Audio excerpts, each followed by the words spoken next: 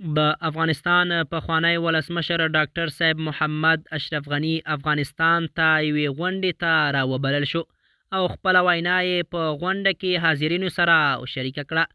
د افغانستان پخوانی ولسمشر ډاکټر صاحب محمد اشرف غني افغانستان ته د طالبانو دفاع وزیر مولوي محمد یعقوب مجاهد په بلنه یوې غونډې ته راوبلل شو او د افغانستان پخوانی ولسمشر ډاکټر صاحب محمد اشرف غني له حاضرینو سره خپله وینا شریکه کړه.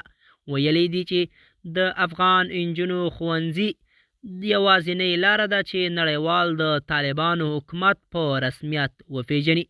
د حقیقت چینل درنو کتونکو سلام، ستړي مشئ، وخت مو په خیر. په سر کې یادونه کوم که حقیقت چینل مو نوی سبسکرایب کړئ نو په درنښت سره همدا اوس یې سبسکرایب کړئ تر څو زموږ مهم او تازه خبر تر ټولو د مخه تر تاسو در ورسیږي. د افغانستان پخوانی ولسمشر ډاکټر صاحب محمد اشرف غني د افغانستان کې یوې غونډې ته راوبلل شو.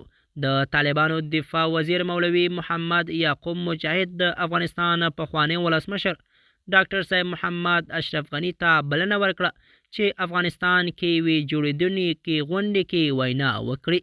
د افغانستان پخوانی ولسمشر ډاکټر صاحب محمد اشرف غني هم خپله وینا له حاضرینو سره شریکه کړه او په وینا کې وویل چې د افغانستان د نجونو ښوونځي یوازینۍ لاره ده چې افغانستان طالبان نړیوال په رسمیت وپیژني.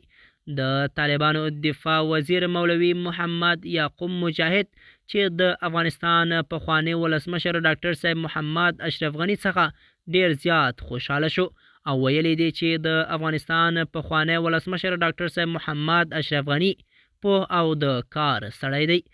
د حقیقت چینل درنو کتونکو زموږ د نن ورځې چمتو شوی خبر تر همدې ځای و. تر بیا مو په الله سپارم.